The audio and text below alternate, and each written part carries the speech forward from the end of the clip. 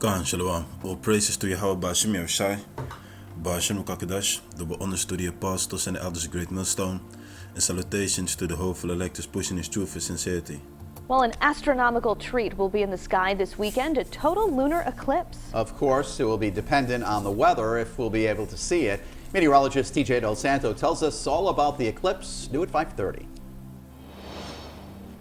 Plan to check out the super flower blood moon on Sunday night as the full moon turns a dark red in our sky.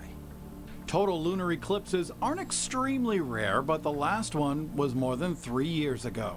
Sunday night, Rhode Island and really all of America is going to be treated to a really cool astronomical event when the moon is going to pass through the shadow that the Earth casts out behind it into space. The show begins around 9:30 Sunday evening when a partial eclipse begins, and you'll see the moon move into the Earth's shadow.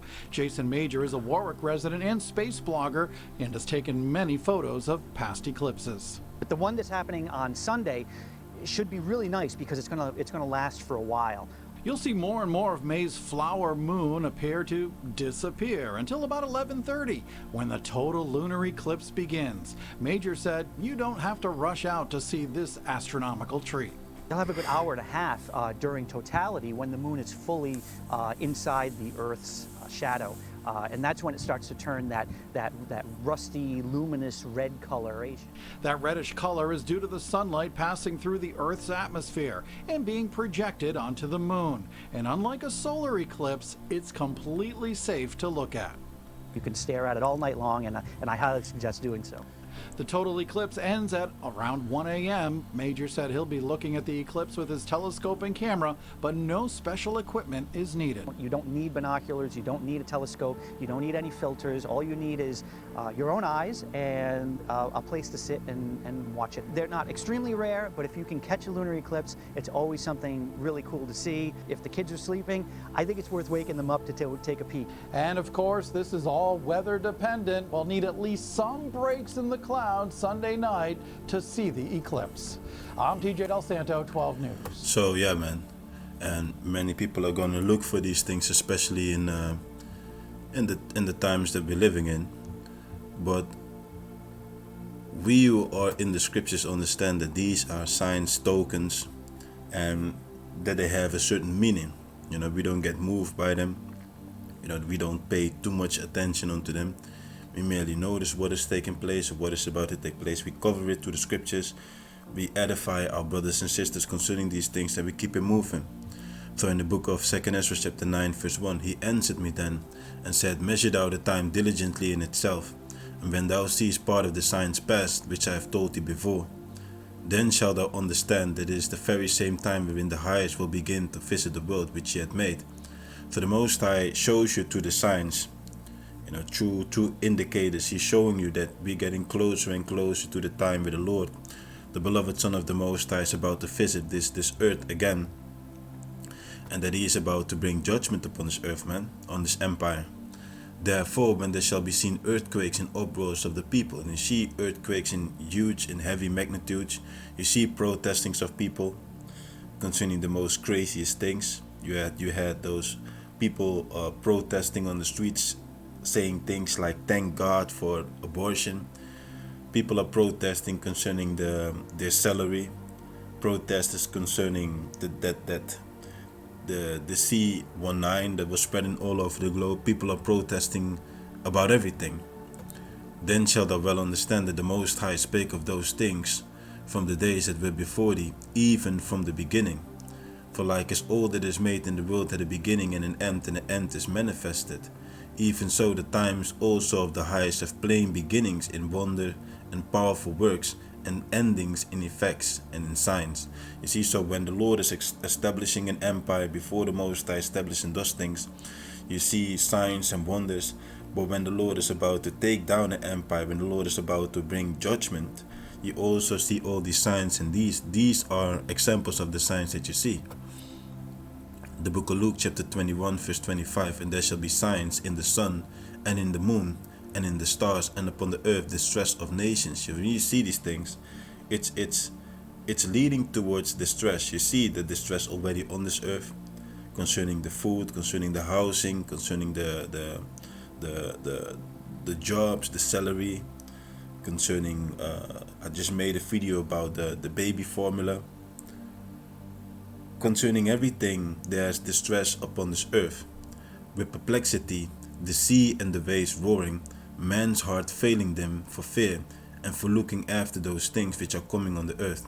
For the powers of heaven shall be shaken. Yeah, the ones that are ruling upon this earth, they're going to be shaken out of their high, safe haven, so to say. The stone that the builder refused, Yahawashi, the Redeemer. The Lion of the tribe of Judah is coming back. And he's coming to bring judgment. He's coming to take down this wicked empire, man. The book of Joel, chapter 2, verse 27. And he's only going to be merciful towards the elect of the nation of Israel, the elect of the Hebrew Israelites. The book of Joel, chapter 2, verse 27.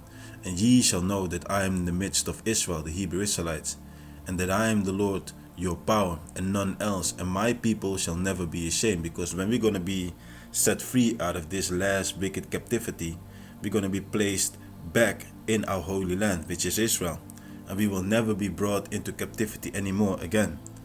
So the promise of the Spirit.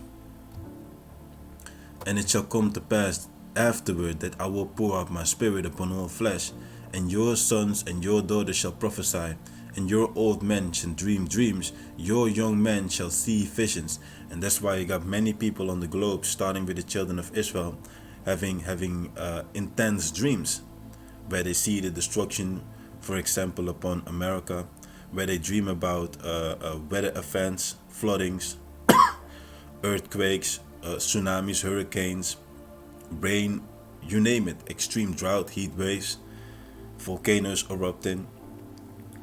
They dream about signs which they see in the sky. They see the chariots, the flying vehicles of the Most High, which these people in ignorance call spaceships. They see angels, protecting, fighting against the enemy, protecting the people that are on the attack. They see the elect receiving powers, the elect men receiving in dreams, receiving powers, being protected. People have dreams about being beheaded or being put to the choice of taking the mark of the beast, the karakma, the chip, the microchip, or being beheaded. People have dreams of being thrown in a prison or taken to concentration camps, solitary confinement. People have all type of end time dreams where people see nuclear destruction coming upon America. These dreams are being given unto them by the Most High, and it's all to magnify what the Heavenly Father is about to do. It's all about the magnifying of the Most High. It says, and also upon the servants and upon the handmaids, in those days will I pour out my Spirit. And that's why you see that heathens also have intense and heavy dreams, because the Most High is putting the Spirit also on these heathens to receive these dreams, because the Most High is letting you know we're getting closer and closer on to the day of the Lord. What does it mean when we say the day of the Lord? The day of the Lord is talking about the return of Yahawashi. The beloved Son of the Most High is coming back upon this earth, and he is going to judge, he's going to re-establish the earth. Righteousness will be established upon this earth. Any form of wickedness is going to be cleansed of this earth. It's actually kind of a repeat of what took place in the time of Noah, but the Most High is not going to use water anymore. This time the Lord is going to use fire to cleanse this earth. And I will shew wonders in heaven and in the earth, blood and fire and pillars of smoke. The sun shall be turned into darkness, and the moon into blood, before the great and terrible day of the Lord come. And it shall come to pass that whosoever of the children of Israel shall call on the name of the Lord, because I already read it in verse 27, where the Most High is dealing with. And it shall come to pass that whosoever shall call on the name of the Lord shall be delivered. For in Mount Zion and in Jerusalem shall be deliverance. In Mount Zion and in Jerusalem shall be deliverance, as the Lord had said, and the remnant whom the Lord shall call. You see? So this thing is about the remnant, and this is talking about the elect. So the elect is going to call upon the Lord. The elect, like how it says in the book of Zechariah. The elect, Zechariah 13, the elect is in a whole other mind state, a whole other frequency, a whole other conduct, way of being upon this earth, which is well pleasing unto the Most High. And they are worthy to be saved. They are worthy to the Spirit of Yahawashi to have the complete understanding of the scriptures. Psalms 86 verse 17. Shew me a token for good, that they which hate me may see it, and be ashamed, because thou, Yahawah, hast hope in me and comforted me. So, as we walk upon this earth, many people suffer from incredulity. They don't believe, they don't have faith. They scoff, they scorn, they mock against the workers of the Most High. They mock and scoff and scorn against the Redeemer, against the Most High. So, in these times that we walk upon this earth, there's nothing wrong with asking the Heavenly Father to show a token for good unto those that show hate, because many people upon this earth are truly in an unbelieving state. As we see many tokens, many signs, you see the chariots, you see dreams, you see just walk on the street, you see certain numbers, you see the 144, the 444, as you walk. When you might speak about it, the wicked, about the devil, you see the 666. The Heavenly Father gives us tokens continually. You have a certain song in your head like that. Hey, the Most High works in powerful ways, man. You wake up with a certain song in your mind, you be like, huh? You just put on the song and you listen to it. You listen to the lyrics, you be like, yo, this is heavy, man. The Most High has many ways of actually communicating and reaching to you. The Lord can put a person upon your road, upon your path, to give you certain answers concerning a thing that you was continually actually coping with in your mind. The Heavenly Father can lead you towards a certain road where you're walking on, and then you see a billboard, and on that billboard, in a huge billboard, and you see a certain message which was specifically intended for you. That's how the Most High operates on this earth, man. And you get it. You when you see things, you immediately understand, like, yo, that's the Most High doing it. He gave me an answer. He gave me a boost, you know. And in that same way, the Heavenly Father can do things in the presence of the heathens as well, so that they see it, so that they can receive a dream, so that they walk in a certain place, so that they hear a certain word or a song, and then they think and it hits them, and it links onto you. And it puts fear in them, because that's what the Most High is doing. He's putting fear inside of the hearts of those that are walking as the enemy onto His will. The book of Jeremiah chapter 10 verse 1. Hear the word of the Lord speaketh unto you, O house of Israel. So the Lord is speaking to the most highest beloved chosen nation, the Hebrew Israelites, the 12 tribes of Israel. Thus saith the Lord, learn not the way of the heathen, and be not dismayed at the signs of heaven, for the heathen are dismayed at them. Many people might look up and get dismayed when they hear about a supermoon, the blood moon, the wolf moon, or the superflower moon, or all those things. We don't get moved by them. We understand why the Lord is doing these things. He's giving us signs, which is actually an indicator onto what the Lord is about to do. That's what it means. These are boosts onto your faith. Every time when you see certain things happen, when you see a humongous chariot, when you see, like they said, there was a humongous cube type object, they said, being located or traced around the sun. We already understand and have a strong mind concerning what that could be. Israel might be in trying to play games, you know, we've noticed, or something over there. What could it be? And it keeps their mind busy. What could it be? What is it? It's huge. We know we're living in the times that the Lord is coming back. We know that science and everything is going to intensify. Everything. That's why this year is called the year of Yahawashi, turning things up. Everything is being turned up. Everything is going next level. And the understanding is that certain times the mind is on reading. You know, as I just noticed this week, like I was actually busy, had to fix things. today I was actually waking up and I was like, yo, I'm busy doing things, you know, but what about my fits, man? So I really was like, yo, hey, let me just first start doing these fits, and then I'm gonna get me busy with the other things that I need to do, you know. But that's how it goes, you know. Certain times your mind, you're focused on these things, but you still look around. You still stay occupied with knowing and following, you know, listening. You may be on the move, but you still listen to the videos that brothers are making. You stay up to date concerning what is taking place. Even though you might not be continually occupied in producing videos, stay in the flow of knowing what is taking place.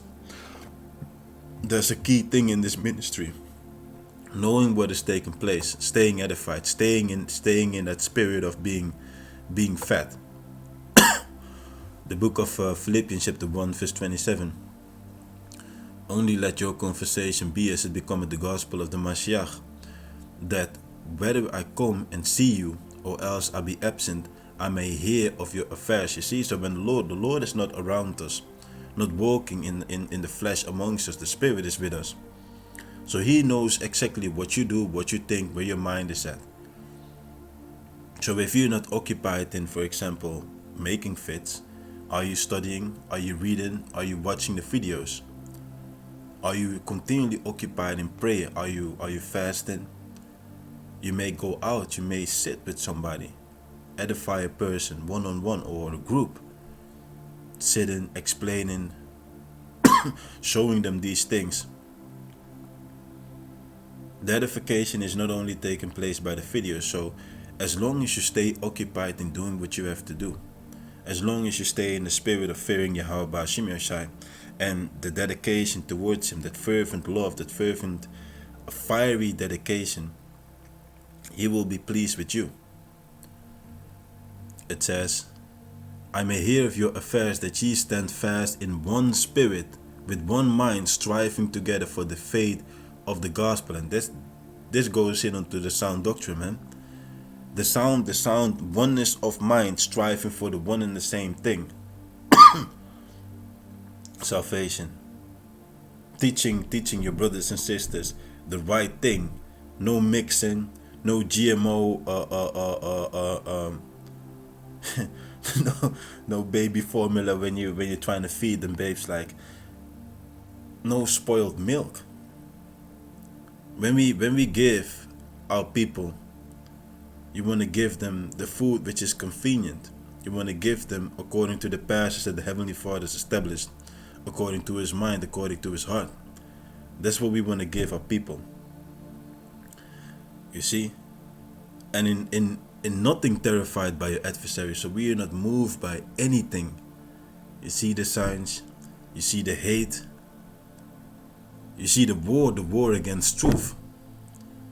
But we don't get moved by any of these things, which is to them an evident token of perdition, but to you of salvation and that of the Most High. You see, so us rising, standing firmly, stiffly for this word, producing these videos, warning and edifying, building our people up for what is about to come, is an evident token, a sign for their destruction.